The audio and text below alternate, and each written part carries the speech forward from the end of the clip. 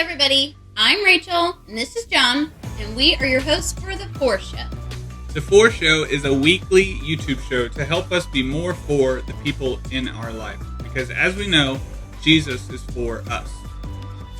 So last week we talked about being present. So how did that go for you? It actually went really well. I kind of had an epiphany. Epiphany.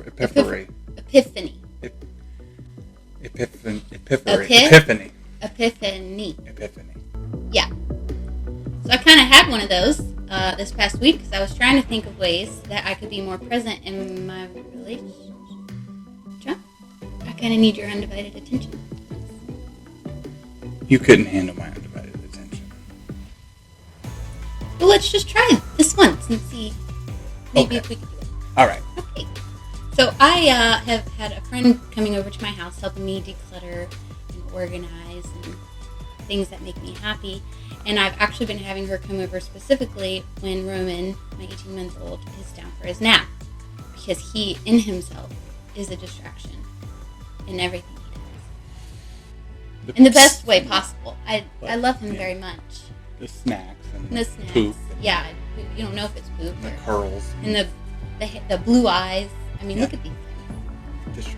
Distracting in itself. So, it actually has been really great because we've been able to just connect and get things done and without having to worry about another human to take care of. It's been great. Well, good. So let's see what we have in store for us this week in the best relationships. So we're going to throw it over to John, but stick around because we are going to do some recapping, some rewards, and some reminders. See you soon.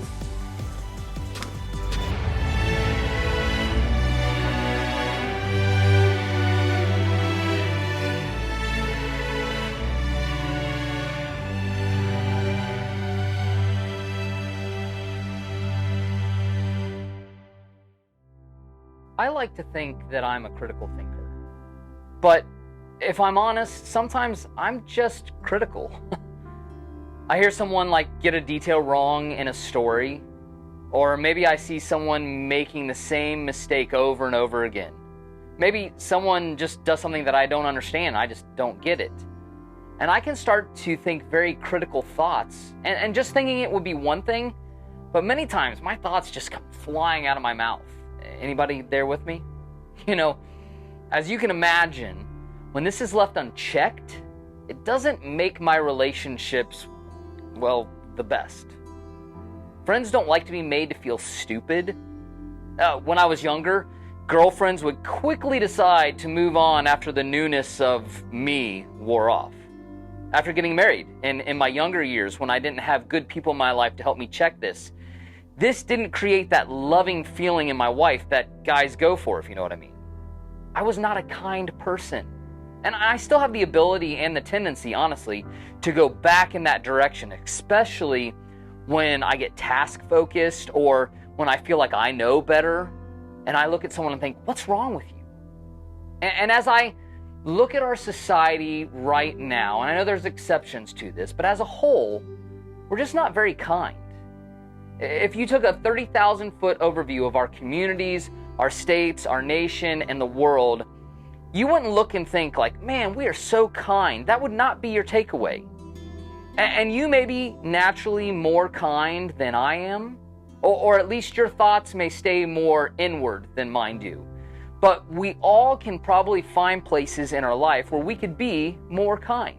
And if we want the best relationships, whether it's relationships that maybe got broken during COVID because of all the time that we spent together that we want to repair now, or relationships that we're just now establishing, kindness is a box that almost everyone checks on a list of what they look for in a friend, a boyfriend or a girlfriend, or a spouse. Well, I know for me, I learned a principle from my mom, and you probably did too, that later I found out the Apostle Paul was the person who originated this idea. And it's been super helpful in my life. So I want to take today and I want to share this with you. It comes from the book of Ephesians. Now, Paul's actually just writing a letter to a group of people who want to be more like Jesus in their everyday life, in what we call chapter 4. Now, modern-day translators gave different sections headings to help us as we read these letters.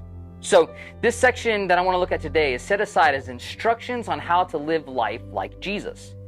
And it goes through a lot of things, but then it comes to a section that is about attitude and approach towards people.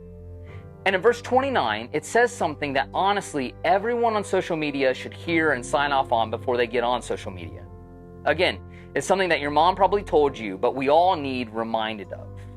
Paul writes in verse 29, "Do not let any unwholesome talk come out of your mouths." Now, your mom didn't say it this way, neither did mine.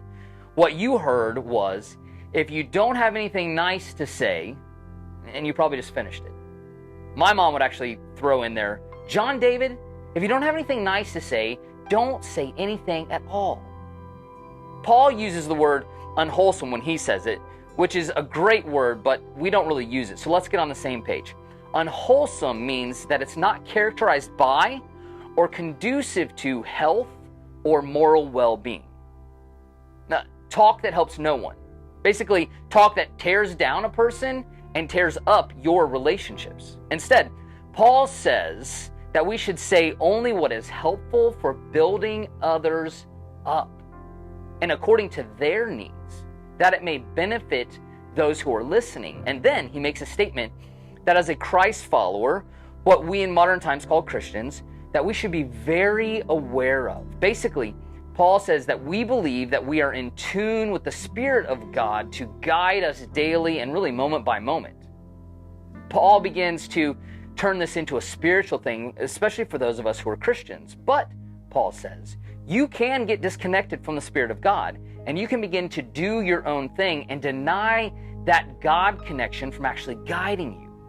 So he tells us, who are Jesus followers, to stay connected, and then he says, and again, this is honestly something good for everyone, no matter where you're at with the whole Jesus thing. He says, get rid of all bitterness, rage, and anger, brawling and slander, along with every form of malice. Be kind, he goes on and says, and compassionate to one another, forgiving each other just as in Christ, God forgave you. Now, imagine if that's how we all actually lived our lives. Well, number one, Twitter would be out of business, right? Social media in general would look very different. TV, radio, and podcast talk shows would really not have that great of a market. And this is command language that he uses for those of us who say that we are Jesus people, that we're Christ followers, that we're Christians. He says, get rid of it. Don't let it hang around. And throw it away, the idea would be. And not just that, but forgive. Because hanging on to unforgiveness in our lives breeds unkindness. Being kind, being compassionate, forgiving in every situation, whether it's me driving down the road and I don't like how someone's driving, or I'm sitting in front of a person, forgiving them. It helps us get rid of the bitterness, the rage, the anger, the brawling, the slander, and malice that pollutes our relationships. So I think we can all agree that a little more kindness would make our relationships a whole lot better. So here's my challenge for us for this week. Would you commit that the next time that you critique someone or that you get critical of someone, would you first remember your own mistakes?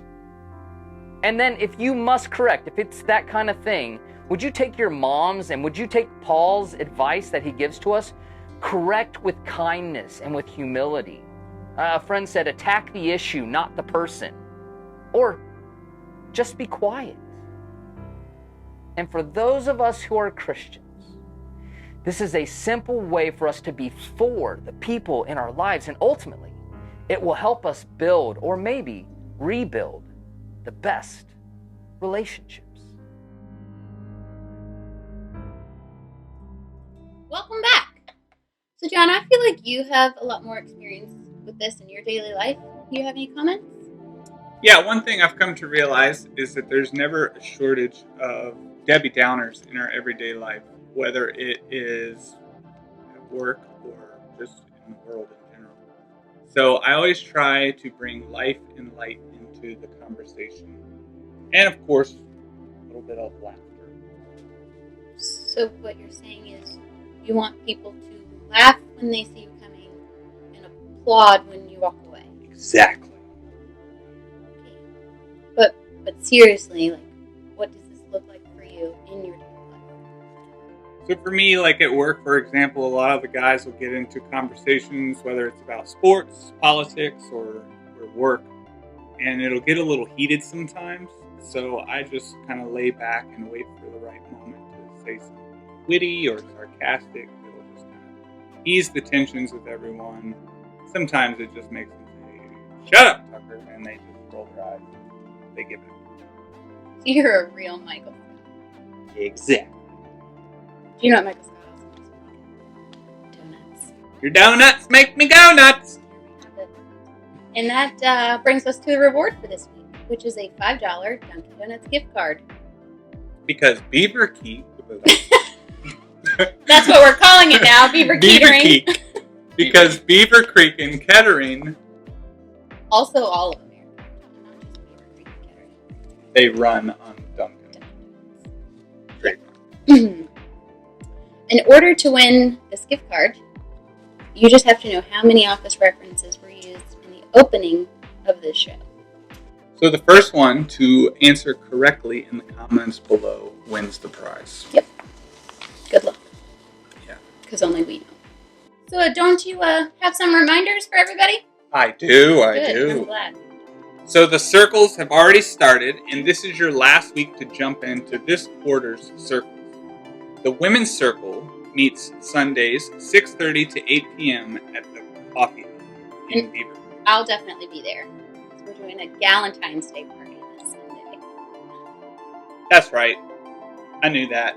Valentine's Day is on Sunday. Don't forget. It's February 14th this year. And we also have couples circles on Wednesdays 7 to 8:30 p.m. And I'll be there too because Yes. And your distraction will be and he will be asleep. asleep. Yep. Well, maybe. Yeah. You never know. But, yeah. He won't be in the room. Yes. And the men's circle is on Fridays from 6 to 7 p.m. at the Preston's house. Yeah, I won't be at home. No. So if you were like waiting to go to see if I was, you can definitely go because I won't be there. Yeah, she's not going to be there. So all that information can be found on the website, bridgedayton.com, or through the Church Center app. Yep. And if you haven't been listening or just missed everything that we've said, the links for the website and the app will be in the show notes. And the website is the easiest place to give because giving is super important. It helps keep good things going. It helps giveaways keep going. And it just helps us be for Dayton. So before you go, take time to subscribe and click the notifications on our YouTube channel. And also leave a comment. Especially to get the donuts. Yep. Dunkin' Donuts. So give us a like and be for someone in your life by sharing this video on your social media platforms. Ooh, John, what about podcasts? Yes, podcasts. I listen to the podcast every week while I'm walking at work. So it's available on all your podcast platforms, Apple Podcasts, Spotify, whatever you use for podcasts. Check it out, subscribe. What about sums it up for us today? Yep. So go be for someone this week. Bye! So bored!